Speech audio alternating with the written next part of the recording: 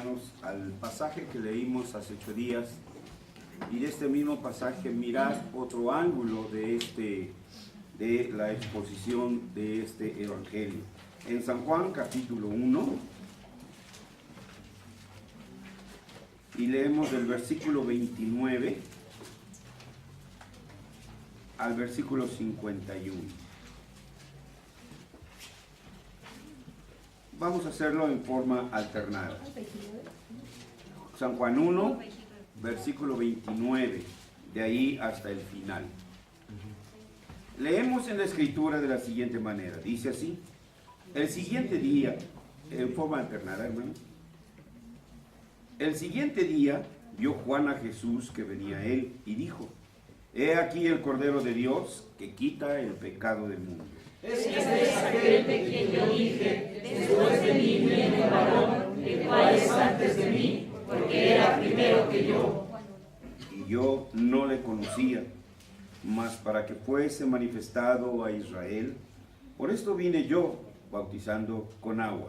También dio Juan testimonio diciendo: vi al Espíritu que descendía del cielo como paloma y permaneció sobre él. Y yo no le conocía, pero el que me envió a bautizar con agua, aquel que me dijo: sobre quien veas descender el Espíritu y que permanece sobre él, ese es el que bautiza con el Espíritu Santo. Y yo le vi y he dado testimonio de que este es el Hijo de Dios. El siguiente día otra vez estaba Juan y 2 de sus discípulos. Y mirando a Jesús que andaba por allí, dijo: he aquí el Cordero de Dios. Le oyeron hablar los 2 discípulos y siguieron a Jesús. Y volviéndose Jesús y viendo que le seguían, les dijo: ¿qué buscáis? Ellos le dijeron: Rabí, que traducido es maestro, ¿dónde moras? Y les dijo: venid y ved. Y vieron donde moraba, y se quedaron con él aquel día, porque era como la hora 10:00. Andrés, hermano de Simón Pedro, era uno de los 2 que habían oído a Juan y habían seguido a Jesús. Y este halló primero a su hermano Simón y le dijo: hemos hallado al Mesías, que traducido es el Cristo. Y le trajo a Jesús, y mirándole Jesús dijo: tú eres Simón, hijo de Jonás, tú serás llamado Cefas, que quiere decir Pedro. El siguiente día quiso Jesús ir a Galilea y halló a Felipe y le dijo: sígueme. Y Felipe era de Bethsaida, la ciudad de Andrés y Pedro. Y Felipe halló a Natanael y le dijo: hemos hallado a aquel de quien escribió Moisés en la ley, así como los profetas, a Jesús, el hijo de José, de Nazaret. Natanael le dijo: ¿de Nazaret puede salir algo de bueno? Le dijo Felipe: ven y ve. Cuando Jesús vio a Natanael que se le acercaba, dijo de él: he aquí un verdadero israelita en quien no hay engaño. Le dijo Natanael: ¿de dónde me conoces? Respondió Jesús y le dijo: antes que Felipe te llamara, cuando estabas debajo de la higuera, te vi. Respondió Natanael y le dijo: Rabí, tú eres el Hijo de Dios, tú eres el Rey de Israel. Respondió Jesús y le dijo: porque te dije que de debajo de la higuera eres, cosas mayores que estas verás. Y le dijo: de cierto os digo, de aquí en adelante veréis el cielo abierto y a los ángeles de Dios que suben y descienden sobre el Hijo del Hombre. Amén. Pidamos la presencia y la dirección del Espíritu Santo, el cual nos enseñará todas las cosas, como fue la promesa de nuestro Señor Jesucristo. Oremos. Nuestro buen Dios y nuestro Padre, nos sentimos y nos sabemos bendecidos, porque en primer lugar nos has convocado. Tu Espíritu Santo ha sido la obra en nuestros corazones y nos ha traído a esta comunión de los santos, desde donde tú derramas bendiciones. Señor, tu poderoso evangelio traerá un refrigerio a nuestro corazón. Tu poderoso evangelio reavivará en nosotros, Señor, las promesas que tú nos tienes, pero también nos recordará nuestras tareas en tu reino. Señor, queremos pedirte, oh Dios y Padre Santo, la presencia y la luz de tu Espíritu Santo, para que podamos, Señor, entender tu voluntad a través de la exposición de tu palabra escrita. Señor, líbranos de hierros, líbranos de falsas interpretaciones, Padre bendito, sino que asístenos con el poder de tu Espíritu Santo, para que podamos entender tu palabra y para que podamos dar buen testimonio de ella. Te lo pedimos en el nombre de Cristo Jesús. Amén. Amén.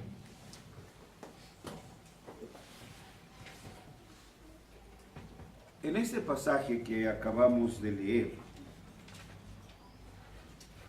ustedes verán o podrán ver, por lo menos, bueno, pueden salir muchas cosas, pero quiero mencionar hoy por lo menos dos cosas.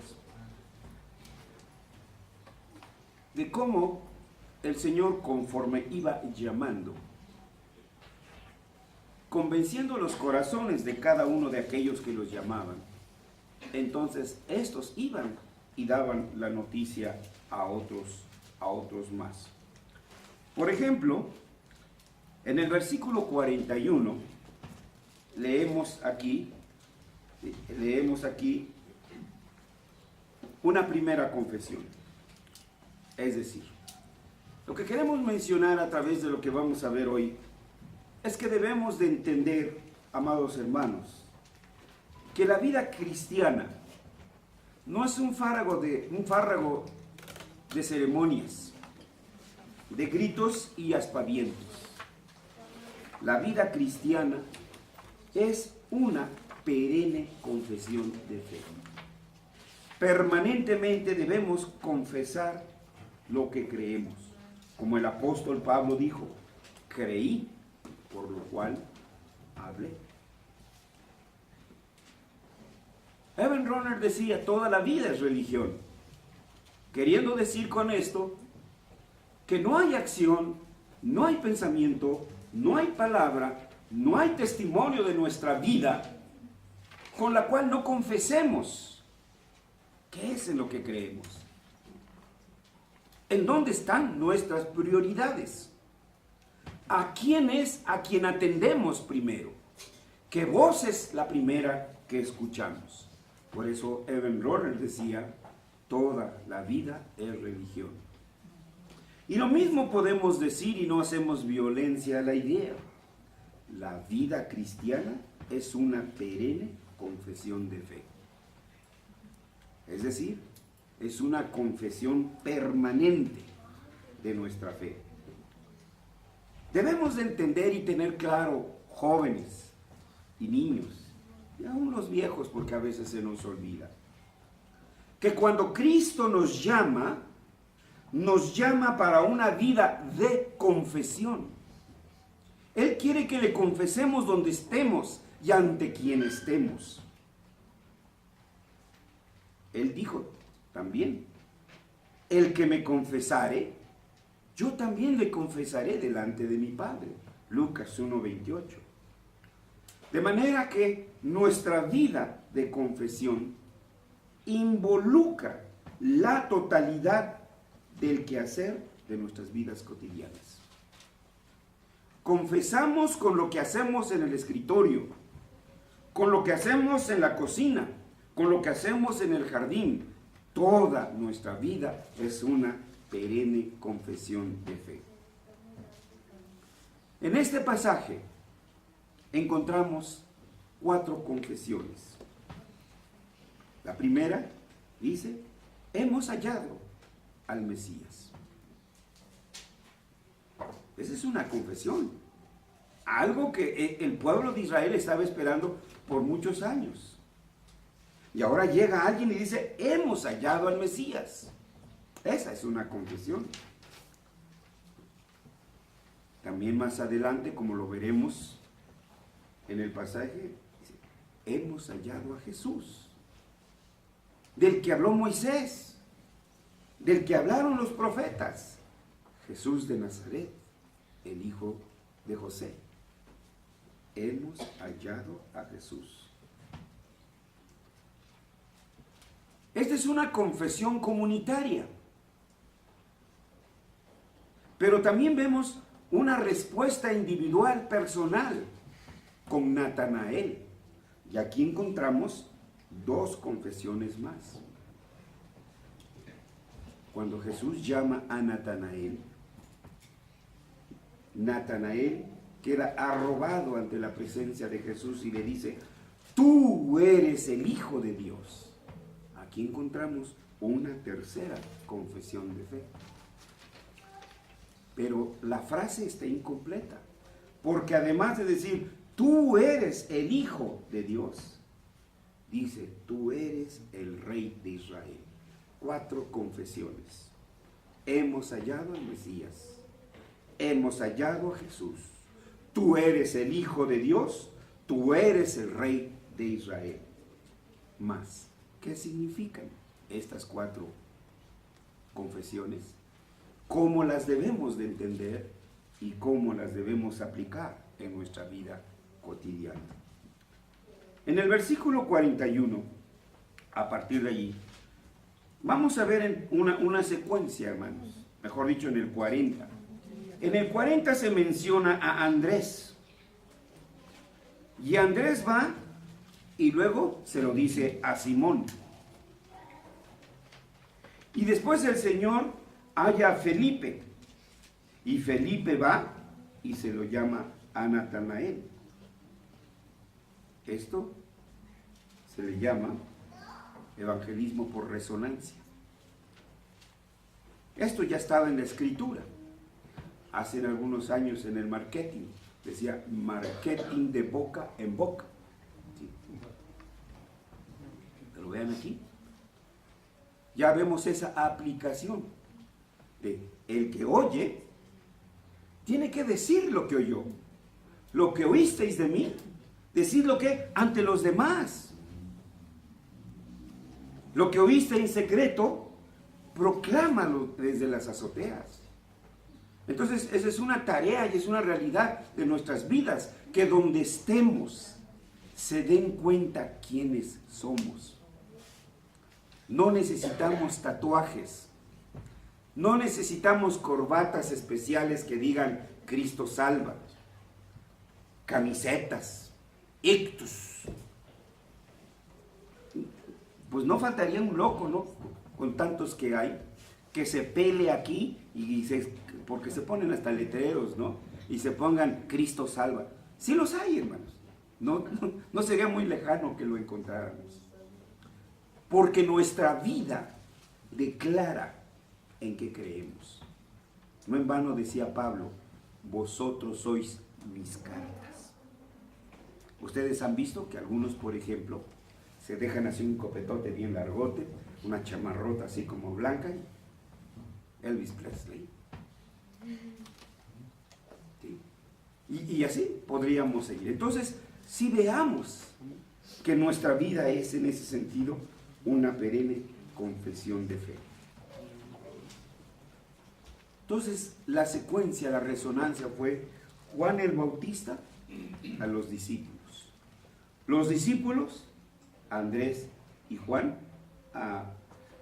estos entonces fueron a Simón Pedro y Jesús, Felipe, a Natanael, y así iba hasta llegar a nosotros.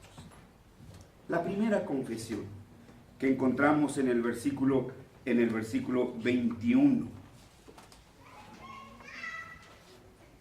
Este halló primero a su hermano Simón y le dijo, hemos hallado al Mesías. Está en español, el Nuevo Testamento está en griego, pero en el momento en que este evangelio se dio, no hablaban en griego. Fue una misericordia de Dios en su providencia traducir esto que se escuchó en arameo y en hebreo al griego para el conocimiento del mundo gentil. De manera que cuando el diálogo se dio en su momento, no se escuchó erekamen ton mesian, porque esa es la traducción al griego. Lo que escuchamos fue la expresión hebrea. Matzanu. Matzanu, hemos hallado. Ha-Mashiach. Bueno, para nosotros es común ya escuchar Mesías. Pero yo no conozco quién es su novio, no conozco quién es su novia. Pero para mí Pancho Nopales no suena nada. Pero si por acaso su novio se llamara Pancho Nopales, cuando escuche eso, las orejitas van a ser así. Y viceversa.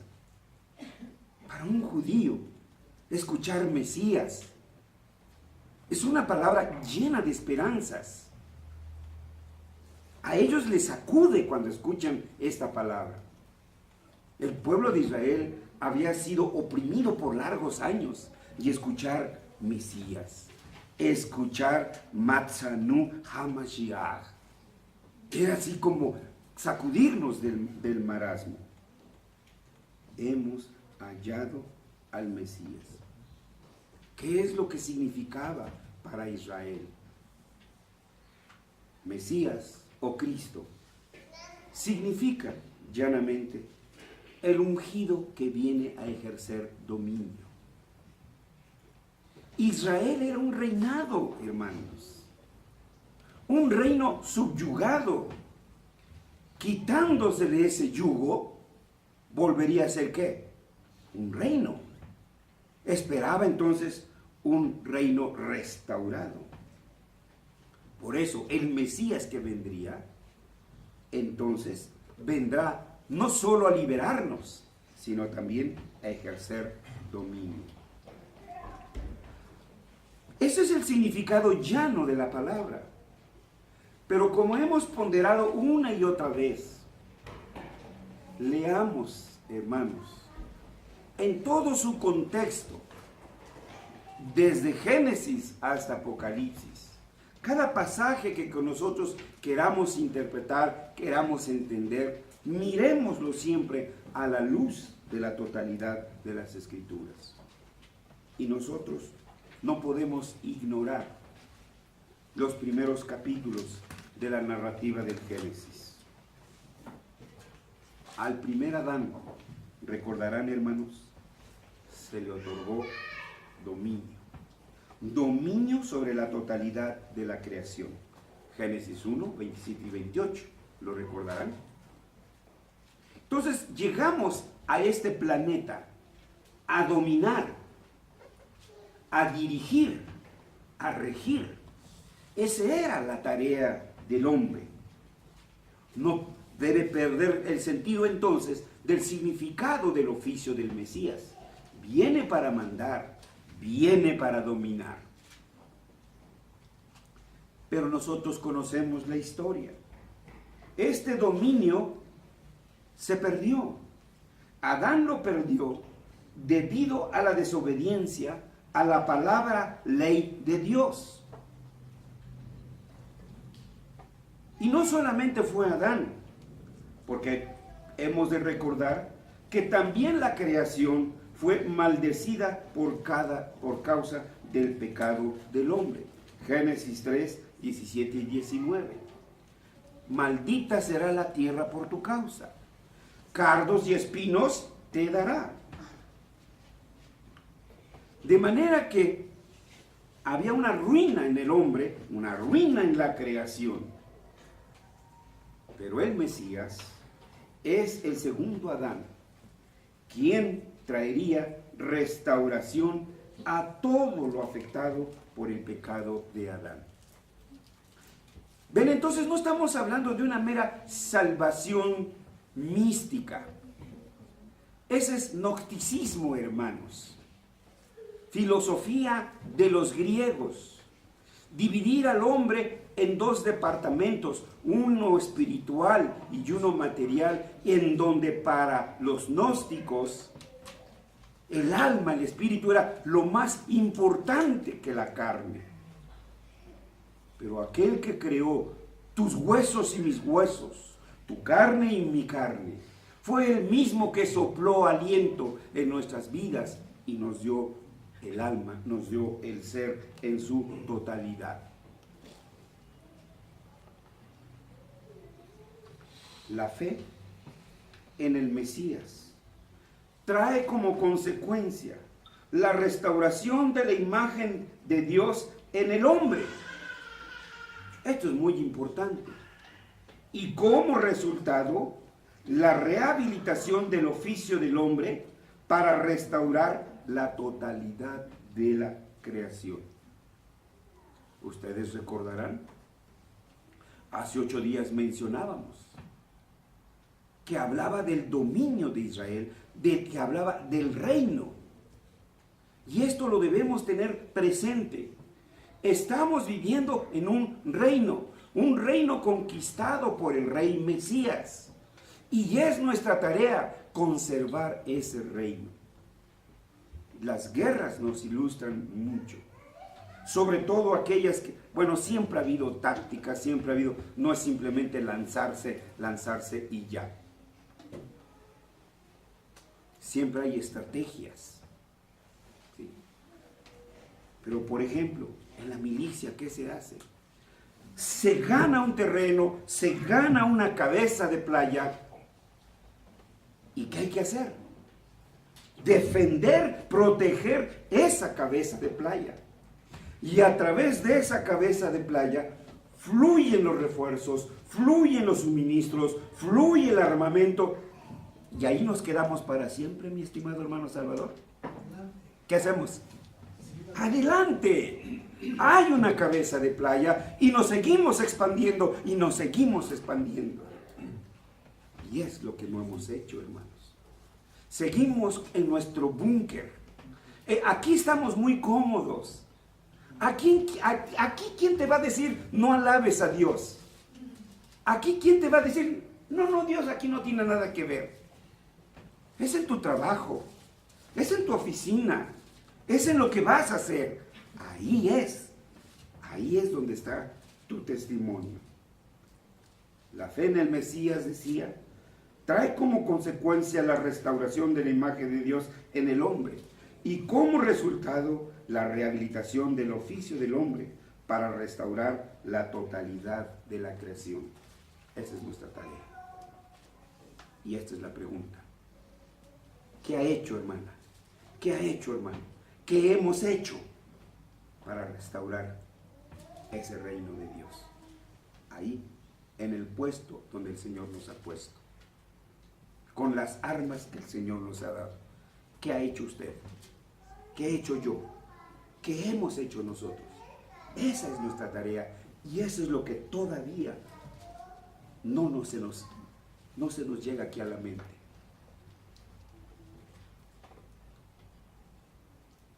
La restauración tiene que ir en progreso hasta la segunda venida del Señor, quien purificará totalmente todo el orden creacional para que haya cielos nuevos y tierra nueva. ¿Qué dice el platonismo?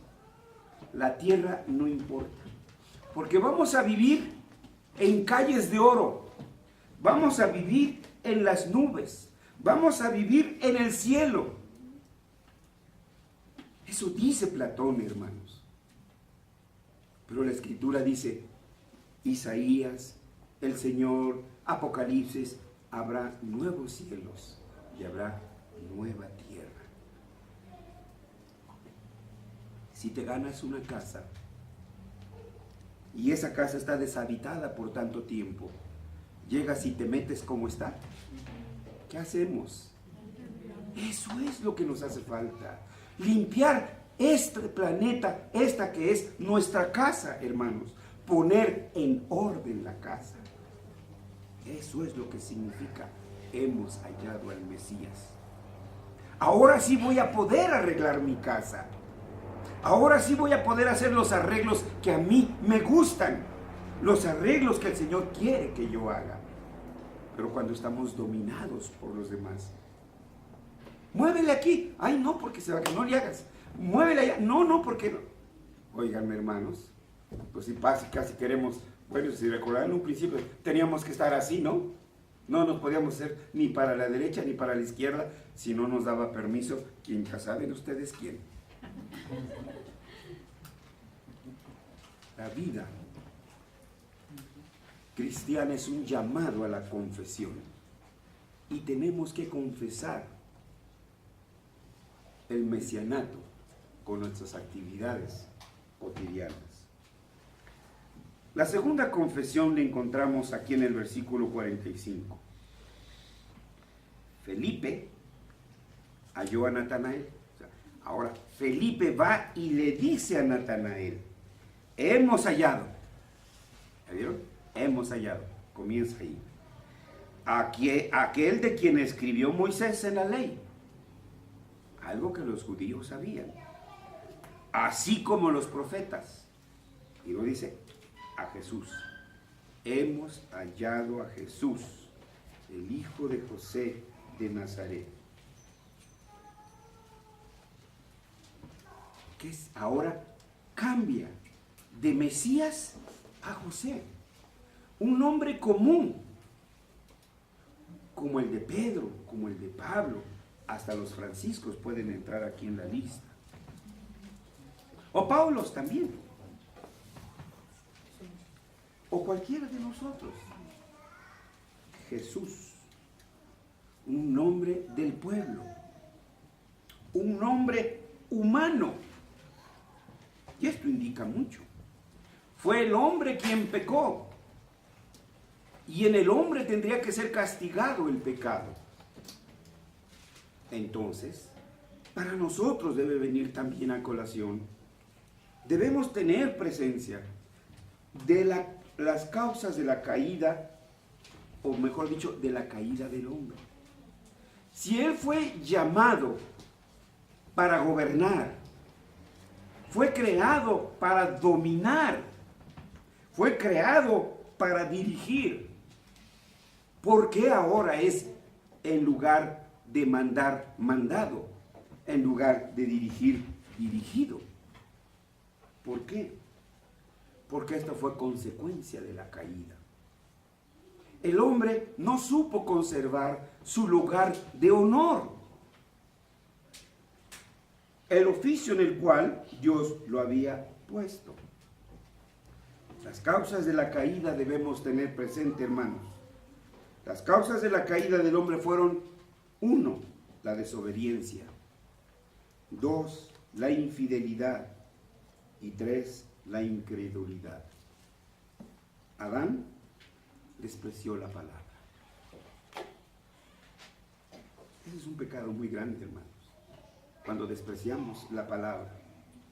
Cuando ésta deja de ser bálsamo para nosotros, cuando esto deja de ser autoridad para nosotros. Con el permiso, no se lo pedí, pero apenas acabo de escuchar un comentario esta mañana de que Dios quita y pone reyes. No, eso ya quedó en el pasado. Ahora es la democracia.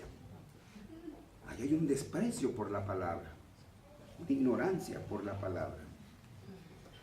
Adán despreció la palabra, porque la palabra ley le dijo: de todo comerás, de todo esto harás, todo esto es tuyo, hijo.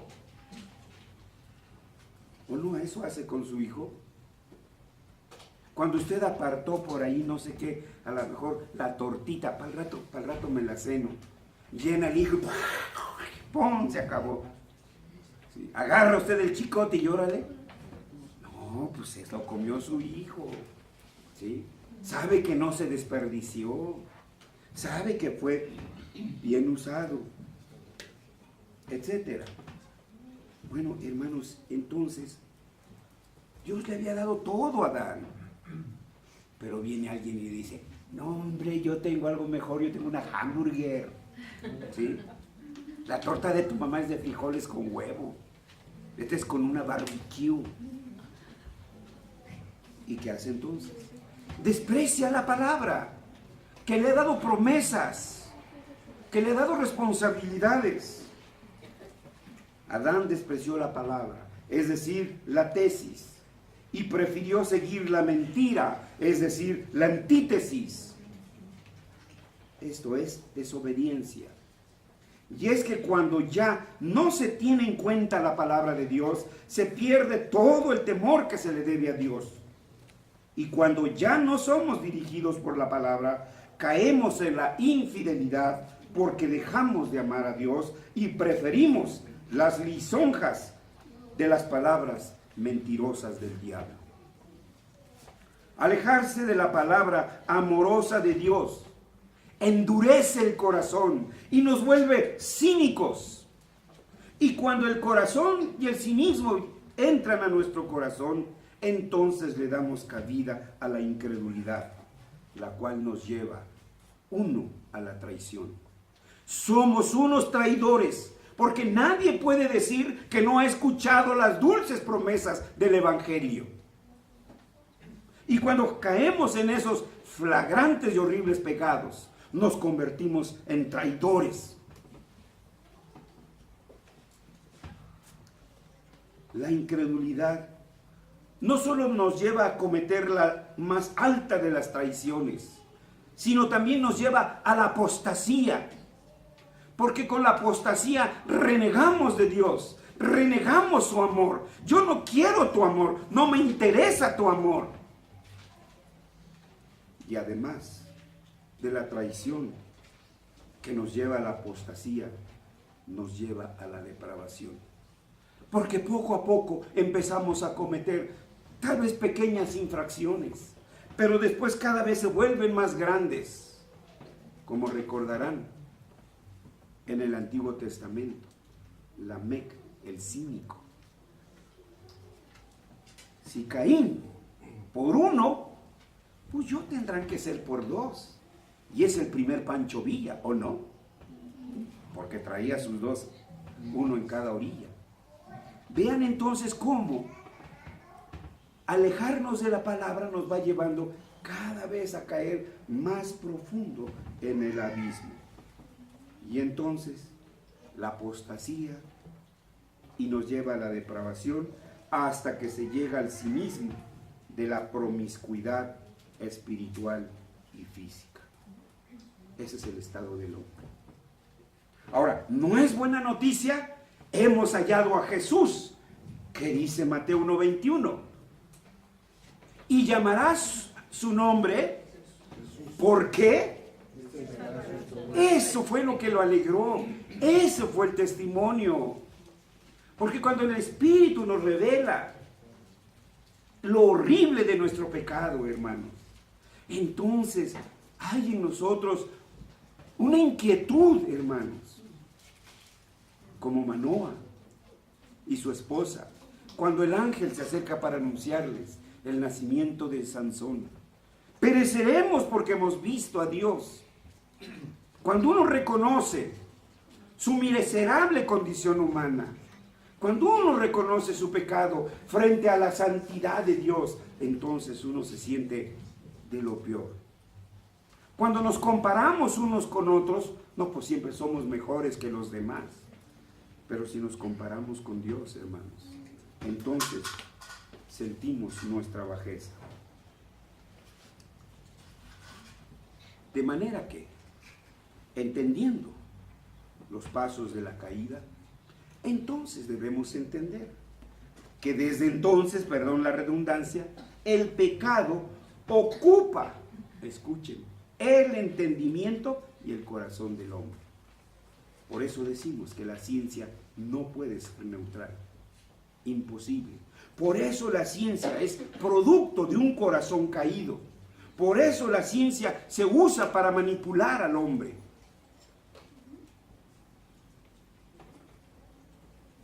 No solo ocupa el entendimiento, sino también el corazón del hombre. Todo el hombre, de los pies a la cabeza, está como anegado en un diluvio de pecado, de modo que no hay en él parte alguna exenta o libre de pecado. Lo contrario que decía aquí, en la caída, lo que cayó fue la voluntad, pero esto, el coco, no. Eso es filosofía griega, hermano. Eso le enseñan a su hijo en la seco, en la prepa y en la universidad. Eso nos sacude las neuronas, eso nos aleja de Dios y eso no lo hemos podido entender. Creemos que de veras la educación es laica. No, no es laica. Tiene su inclinación, hermanos. Y eso tenemos que entonces entenderlo. Porque la Escritura es bastante clara. Por cuanto todos pecaron, están ¿qué? Destituidos de la gloria de Dios. Sí, pero ¿qué significa esto, hermano? No, usted se está imaginando allá el trono y no. Aquí. Si a cualquiera de ustedes, mamás, le preguntan, ¿quiénes son tus hijos? ¿Qué va a ser? Este y este. Punto. ¿Y los demás? Hijos de quién sabe quién son. Pero mis hijos son estos. Por cuanto todos pecaron, están destituidos de la gloria de Dios. Hay una raza caída y una raza redimida. ¿Sí? Más a los que creyeron, a los que le recibieron, les dio potestad de qué. Estos son mis hijos. Entonces los demás no son sus hijos, están destituidos de su gloria. Por cuanto todos pecaron, están destituidos de la gloria de Dios, porque la paga del pecado es muerte. ¿Qué quiere decir Jesús? El que nos salva del pecado. Esa es una buena noticia. Esa también es una confesión de fe. Ya no busques más. Miren esos, creo que es cada viernes o jueves último del mes, que traen acá su muñecote aquí hasta en el lomo, porque luego está más, su espalda. Porque están más grandes, los 28 de cada mes, ¿no? A veces están más grandes que el mismo personaje. Y luego si es un chaparrito como yo, imagínense, tremendo monigote. El que acaba de salir, ¿no? Que chocó con todo y su bicicleta, que se fue contra el coche. Ni San Juditas lo salva. Entonces, hermano, Jesús, ¿sí? Es el que nos salva. Es lo único que te puede dar tranquilidad. No hay paz, dijo mi Dios, para el impío. Mientras no descanses en Jesús, no va a haber sosiego en tu corazón. Mientras no entregues tu vida entera, la totalidad de tu ser a Jesús, no vas a encontrar satisfacción. Te trazarás una meta y la alcanzarás, y cuando llegues la vas a encontrar vacía. Y te vas a trazar otra meta, y cuando llegues va a pasar lo mismo, hasta que encuentres descanso en tu corazón. El testimonio de San Agustín es bastante claro en eso. Y él decía que su corazón estaba inquieto hasta que descansó en Jesús. Vamos por la quinta confesión, ¿verdad? Perdón, hermanos. Gracias. Tercera confesión, versículo 49. Respondió Natanael y le dijo: Rabí, tú eres el Hijo de Dios. Ata ven, tú eres Hijo, Ha Elohim. Tú eres el Hijo de Dios. Ata ven Ha Elohim.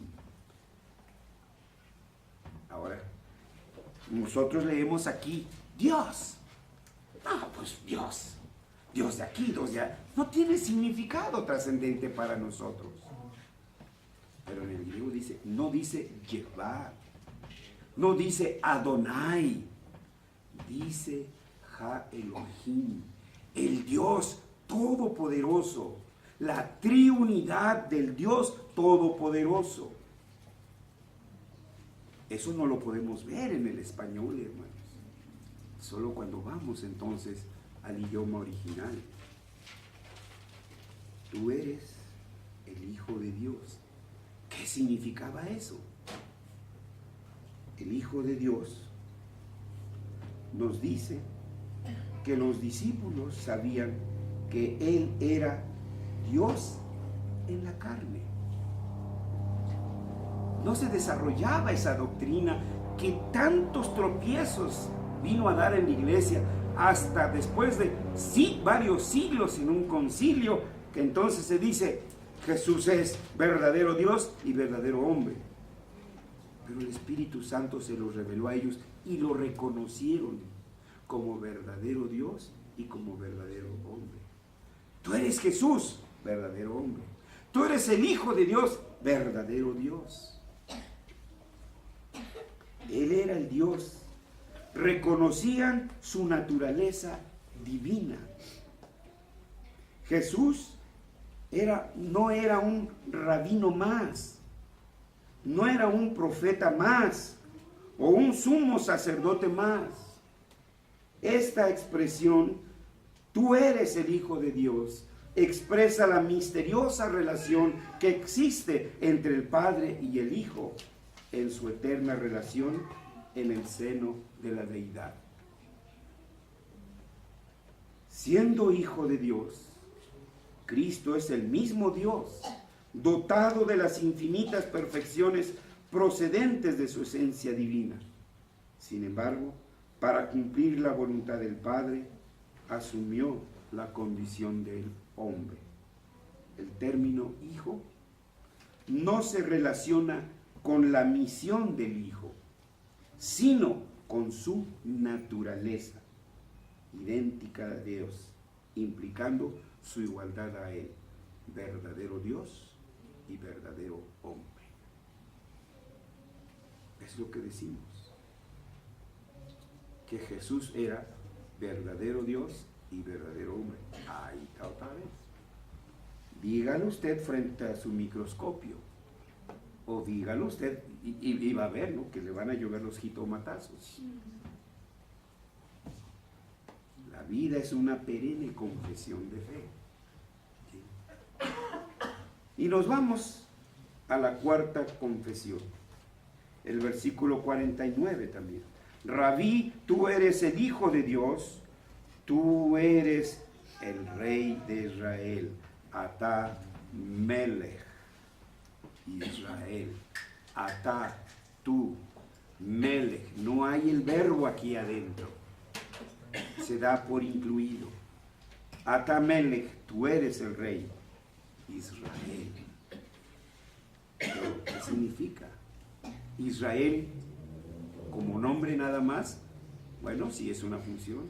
Israel como país, bueno, sí también, pero es Israel como el pueblo escogido de Dios en su contexto. El término hijo entonces dice, el Rey de Israel indica que Jesús, como el hijo prometido de David, es el gran restaurador del reino de Dios. Otra vez, volvemos al reino de Dios. ¿Hasta cuándo, hermanos, lo entenderemos? ¿Hasta cuándo dejaremos de ser dominguistas, cultistas, aleluyeros? ¿Cuándo entenderemos que nuestra misión está ahí, en los surcos donde Dios lo ha colocado? Para comenzar, ¿saben qué es cristiano? Es el primer punto, hermanos. No, porque si saben que soy cristiano, pues ya no voy a poder echar relajo igual que ellos. El primer punto, ¿sí?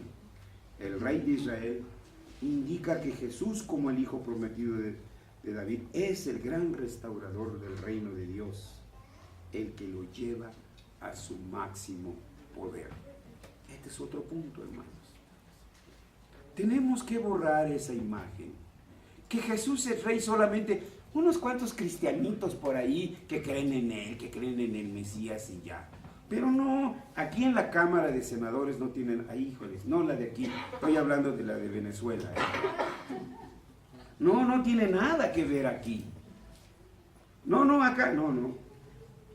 Hermanos, ¿cuáles cosas Él gobierna de una manera visible? Subrayado. Él gobierna de una manera visible. No, pero le dicen, es tu karma. Híjoles, pero si les quisiera así, hermanos, sí, retorcer. ¿Qué karma ni qué nada? Es Dios y su soberanía, Dios y su poder, pero les gusta más decir karma, estar al día, ¿no?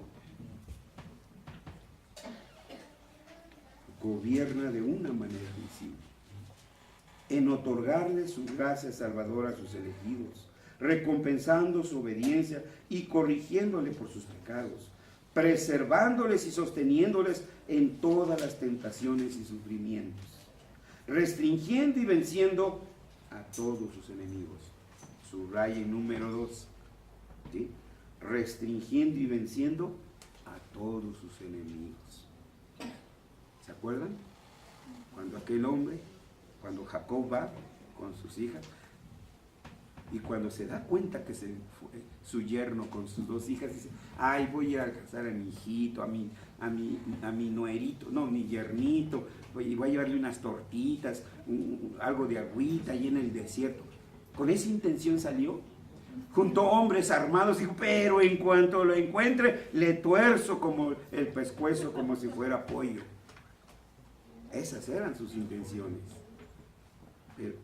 Pero cuando se le acerca al Señor, cuidado, dímelo tú, fíjate cómo le hablas, ¿sí? Y cuando se encuentra le dice, tu Dios me habló, tu Dios me dijo. Ay, hijo, me hubieras avisado, hasta te hubiera hecho una fiestecita.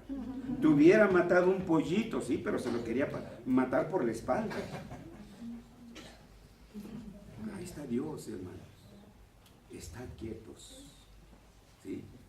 Mía es la venganza.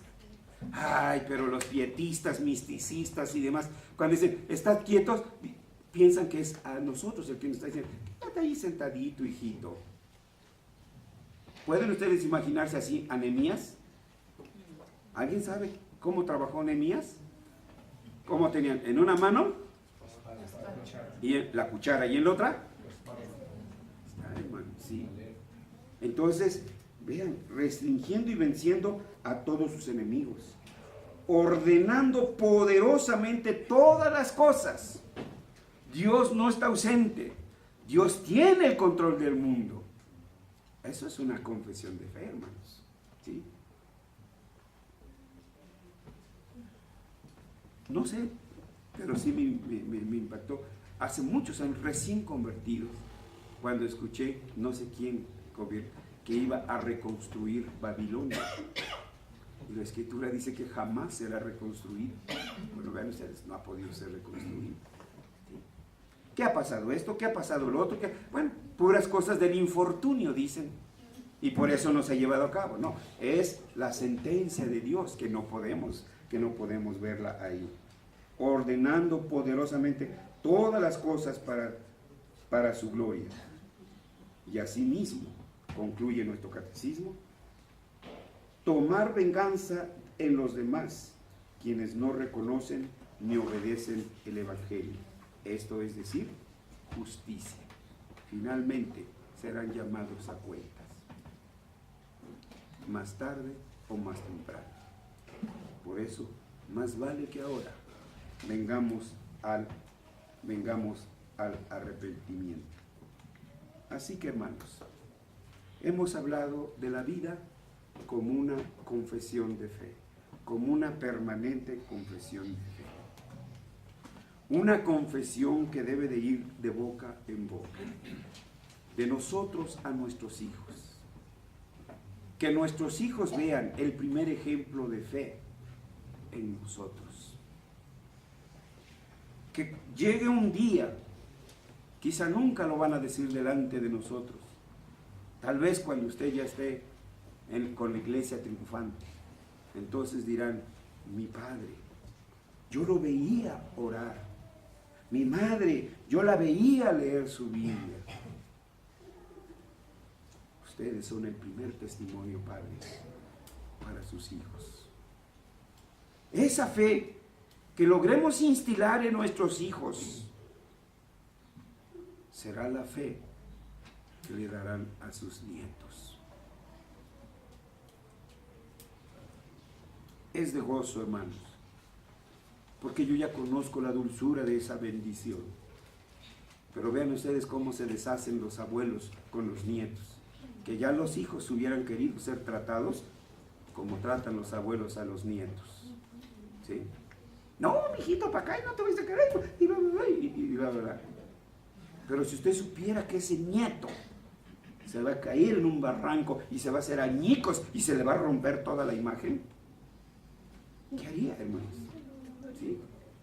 Usted no quiere eso para su hijo. ¿Sí? Pues entonces, comience. Eso es lo que tenemos que hacer. Confesar con nuestra vida, con nuestros labios, con todo lo que hacemos y tenemos. Como iglesia, confesamos ante los que vienen. Toda la vida es una confesión de fe. Así que, hermanos, tomemos en serio nuestro papel. Como hablamos, como vestimos, como actuamos, como adoramos, como trabajamos, todo eso es una perenne confesión de fe. Que el Señor nos ayude a confesarle con todos nuestros actos y todos nuestros pensamientos. Vamos a orar. Señor, al llegar a este punto, tenemos que confesar nuestra vergüenza, primero como adultos, que somos la primera causa de tropiezo de nuestros hijos, porque no fuimos el ejemplo, el modelo que tú demandas de nosotros para con ellos. Perdónanos, Señor. Y no solo por ello, porque aún nuestra vida no está normada por tu palabra, está normada por lo que nos dictan afuera, Señor, y eso es deslealtad. Perdónanos por esa infidelidad. Señor, hoy que tu Espíritu Santo y tu Santo Evangelio nos ha traído, Señor, la enseñanza y el recuerdo de lo que es nuestra tarea como testigos tuyos. Queremos pedirte que nos des toda la seguridad, toda la fe, toda la confianza que necesitan nuestros corazones para que hagamos de nuestra vida una permanente confesión de fe. Que en todo lo que hablemos, pensemos, digamos y hagamos, siempre estemos confesando que tú eres el Rey, que tu Hijo es el Rey. Padre, te lo suplicamos en el nombre de Jesucristo, tu Hijo. Amén. Amén.